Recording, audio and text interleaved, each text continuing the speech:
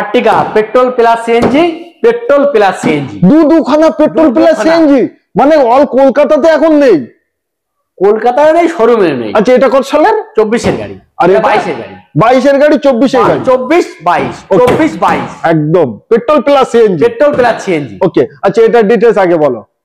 22 এর গাড়ি, ওকে পুরো আনটাচ গাড়ি যারে বলে, নিশ্চয়ই 80-90 হাজার টাকার এক্সট্রা ফিটিং করা আছে। 80 থেকে 90 ভিএক্সআই গাড়ি, ভিএক্সআই অপশনাল, কিন্তু অ্যালাইনমেন্ট মারুতি সুজুকির কোম্পানির মাল লাগানো আছে, কোম্পানি মাল লাগানো, টাচ স্ক্রিন কোম্পানির, একদম ব্যাক ক্যামেরা, পার্কিং ক্যামেরা সবকিছু লাগানো আছে। নিশ্চয়ই। প্রাইস কত নেবেন বলেন? ওয়ান শট একটা প্রাইস 9,60,000 টাকা নেব। 9,60,000 টাকা নেব। এবং তার পাশেরটা 24 এর গাড়ি, 24 এর গাড়ি 29 পর্যন্ত ট্যাগ দেওয়া আছে। ওকে 10.5 লাখ টাকা দাম নেব। 10,50,000 টাকা। 10,50,000 ডাউন পেমেন্ট দুটোই কি 1 থেকে 1.5 লাখ টাকা দিলে? 1.5 লাখ টাকা দিলে হয়ে যাবে। ভালো প্রোফাইল থাকা দরকার কিন্তু দাদা, নিশ্চয়ই। প্রোফাইল না থাকলে বলবেন যে ভিডিওতে বলেছেন কেন হচ্ছে না। 2 থেকে 3 দিনের ভিতরে লোন কমপ্লিট।